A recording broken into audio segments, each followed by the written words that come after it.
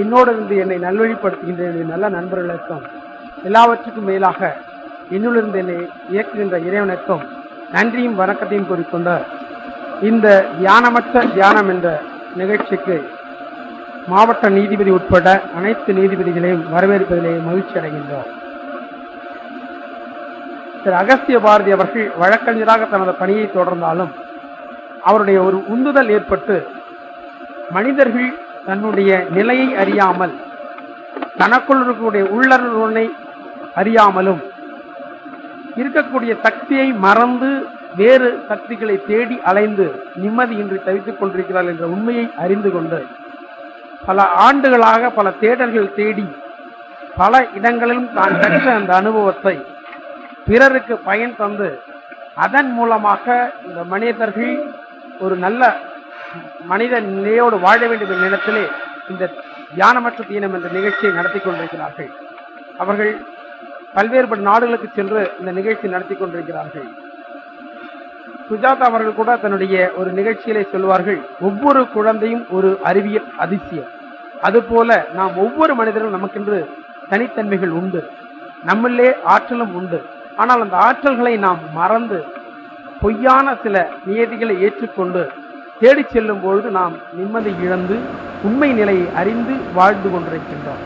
இந்த சூழ்நிலையிலிருந்து விடுபட்டு வாழ்ந்தால் மட்டுமே நம்முடைய தனித்தன்மையோடு வாழ்ந்து சிறப்பாக இருக்க முடியும். நம்முடைய உண்மை நிலையை நாம் தெரிந்து கொண்டு நம்மில் இருக்கக்கூடிய ஆற்றலை நாம பெருக்கிக் கொண்டு தேவையற்ற கற்பனையான வாழ்க்கையை விட்டு வாழ வேண்டும் என்ற இந்த தியானமற்ற தியானத்தை நடத்தி கொண்டிருக்கிறார்கள். இந்த நிகழ்ச்சியில் அவரை வருகிறவர் என்று வரவேற்று உங்களுக்கும் நாங்கள் கடந்த 3 நாட்களாக வழக்கறிஞர்களுக்கு பாரதி அவர்கள் நல்ல சில சிந்தனைகளை தந்திருக்கிறார்கள். அந்த சிந்தனைகளை உங்களுக்கும் வழங்க நல்ல எண்ணத்தில் இந்த வழக்கறிஞர் கோயம்புத்தூர் வழக்கறிஞர் சங்கம் ஏற்பாடு செய்துள்ளது. இந்த நிகழ்ச்சிக்கு எங்களது அழைப்பை ஏற்று வருகை தந்துள்ள உங்கள் அனைவரையும் வருக வருக என்று வரவேற்று திரு அகஸ்திய பாரதி அவர்களை நிகழ்ச்சியை தொடங்குமாறு அன்போடு அழைக்கின்றேன். மாண்புமிகு உயர்ந்த சுகங்களோடும் உயர்ந்த சுய ஆளுமைகளோடும் வீற்றிருக்கின்ற மாண்புமிகு மாவட்ட நீதிபதி அவர்களே மற்றும் இங்கே கலந்து கொண்டிருக்கின்ற மாண்புமிகு மரியாதைக்குரிய நீதிபதிகளே, உங்களுக்கெல்லாம் என்னுடைய பணிவான வணக்கங்கள். இன்றைக்கு 12 பேர் இங்கே கலந்து கொண்டாலும் என்னை பொறுத்தளவில் உண்மையிலேயே ஒரு மறக்க முடியாத நிகழ்வு இது. மதுரை உயர்நீதிமன்றத்திலே கடந்த ஆண்டு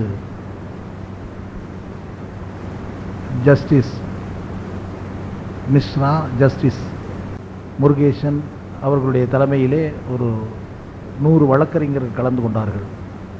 அந்த நிகழ்வின் போது எனக்கு ஒரு மாபெரும் ஒரு பெரிய இன்ஸ்பிரேஷன் உருவாகியது. அதற்கு முன்னாலே இங்கே உங்களுடைய மாவட்ட நீதிபதி இருக்கும்போது ஒரு ஒரு ஒரு இதே மாதிரி ஒரு நிகழ்வு மதுரை மாவட்ட நீதிமன்றத்தில் நடந்தது. இன்றைக்கு இது 4வது நிகழ்வு. ஸோ இது வாழ்க்கையிலே மறக்க முடியாத ஒரு வரலாறு, ஒரு வழக்கறிஞருக்கு நடப்பதிலே ஒரு வரலாறு.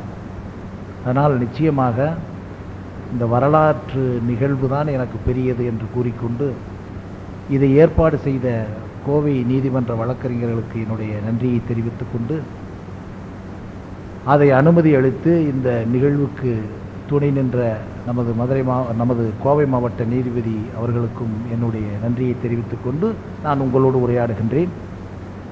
உங்களோடு எனக்கு குறைந்தது ஒரு 40 நிமிடம் அல்லது 35-40 நிமிடம் தான் நீங்கள் ஸ்பேர் பண்ண முடியும் என்று நான் நினைக்கின்றேன். அதற்குள்ளே நான் மேக்சிமம் என்ன செய்திகளை பகிர்ந்து கொள்ளலாமோ பகிர்ந்து கொள்கின்றேன். உண்மையிலேயே இந்த நீதித்துறை என்பது நான் இப்போது உங்களுக்கு எந்த விதமான விஷயங்களை சொல்வதை காட்டிலும் ஒரு கொள்கை ரீதியான கருத்து பகிர்வுகளை, ஒரு உளவியல் ரீதியான கருத்து பகிர்வுகளை, ஒரு மனவியல் ரீதியான கருத்து பகிர்வுகளை, ஒரு உடலியல் ரீதியான கருத்து பகிர்வுகளை, ஒரு ஆன்மவியல் ரீதியான கருத்து பகிர்வுகளை பகிர்ந்து கொள்ளலாம் என்று நினைக்கின்றேன். இது நான் சொல்லலை என்றாலும் யாராவது ஒருவர் சொல்லிக்கொண்டே இருக்கிறார். உங்களுக்கு நேரம் இருக்காது, அதனால் எனக்கு ஒரு வாய்ப்பு, உங்களுக்கு ஒரு வாய்ப்பு. நிச்சயமாக இந்த நீதித்துறையில் இருக்கக்கூடிய ஒரு மாபெரும் ரகசியமே, உலகத்திலே 2 நிகழ்வுகளோடு நாம் நெருங்கிவிட முடியாது. ஒன்று கடவுள், இரண்டாவது நீதித்துறை மட்டுமே. உலகத்திலே கடவுளை கண்டவரும் வெளியே சொல்ல முடியாமல் தவிக்கின்றனர். கடவுளை கூட பார்த்து அனுபவித்தவர்கள் சொல்ல முடியாது. ஆனால் நேரடியாக இது உங்களை எந்த வழியிலும் ஆனந்தப்படுத்த விரும்பாத ஒரு விஷயம். Facts. I am not talking about emotionally, I am talking about ethically. Emotional டாக்கே இல்லை. இது ஒரு மாபெரும் ரகசியம். ஏன்னால் இந்த பிறப்பினுடைய ரகசியத்தில் இங்கே இருக்கக்கூடிய ஆன்மீக உணர்ந்தவர்களும் தெரிவீர்கள், வழக்கறிஞராக ஆனாலும் ஜட்ஜ் ஆக முடியாது. அந்த ஜட்ஜ் பதவி, நீதிமன்ற நடுவர் பதவி எல்லாம் கிடைக்கிறது என்றால், இந்த பூர்வ ஜென்மா இதெல்லாம் நான் இப்போ பேச விரும்பலை. அதற்கு மேலே ஒரு ரகசியம் இருக்கிறது. இந்த பர்த்தில் இருக்கக்கூடிய இது இப்போது அமெரிக்காவில் மிக மிக வேகமாக கண்டுபிடிக்க ஆரம்பித்து விட்டார்கள்.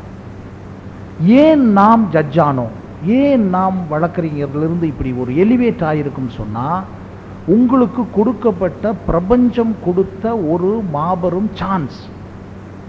அதான் உண்மையை சொல்கிறேன். அது ஆன்மீகமாவெல்லாம் நம்ம பார்க்க வேணாம். அந்த சான்ஸில் எப்படின்னா, கடவுள் கூட நீங்கள் ஒரு விஷயத்தை தண்டிக்க போகிறார் என்பதற்கு அத்தாட்சி இல்லை. ஆனால் தவறு செய்பவனை தண்டிக்க முடியும் என்ற ஒரு மாபெரும் ரைட்ஸ். ஒரு சிஎம் உங்களுக்கு முன்னால் வந்தாலும் நீங்கள் தண்டிக்கலாம், ஒரு பிஎம் வந்தாலும் தண்டிக்கலாம். இந்த உலகத்திலே தண்டிக்கக்கூடிய ஒரு விஷயம். இன்னைக்கு மாவட்ட நீதிபதியாக இருக்கிறார்கள் என்றால், அல்லது அடிஷனல் ஜட்ஜாக இருக்கிறார்கள் என்றால், ஒரு 14 வருடம் ஒருவனை தண்டிக்க முடியும் என்று எழுதுவதற்கு உலகத்திலே யாரும் கேள்வி கேட்க முடியாது. மேபி அப்பீல் இருக்கலாம். பட் இந்த விஷயத்தை உங்களுக்கு தெரியாத விஷயம் அல்ல. ஆனால் அதில் என்ன எத்திக்ஸ் அடங்கி இருக்கிறது என்றால், அந்த எழுத்தை எழுதக்கூடியவன் இறைவனுக்கு அடுத்தாற்போல் உங்களை மட்டும்தான் சாரும்.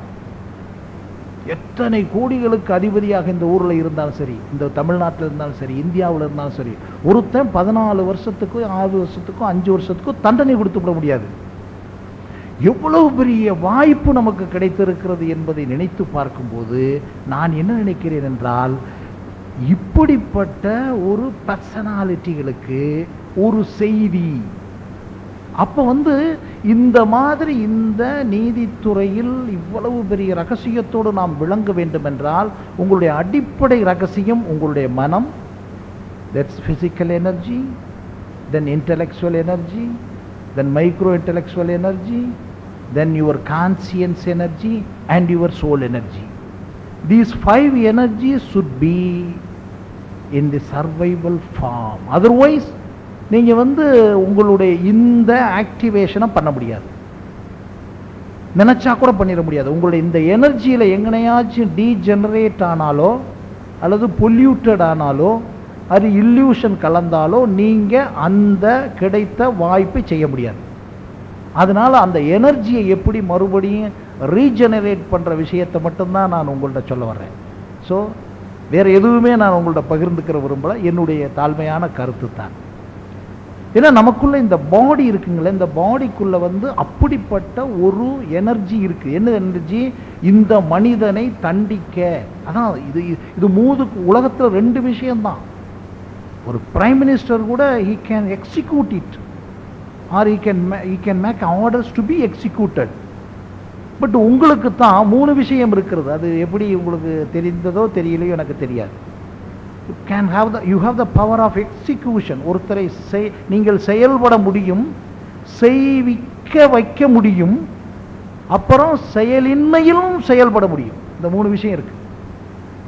அதாவது ஜட்ஜ் இப்படி இருப்பாருன்னா பயப்படுவான். அன்னைக்கு அந்த பெட்டிஷனை போட மாட்டான். பாருங்க, நீங்க ஜட்ஜ்மெண்ட் கொடுக்கல, பெட்டிஷன்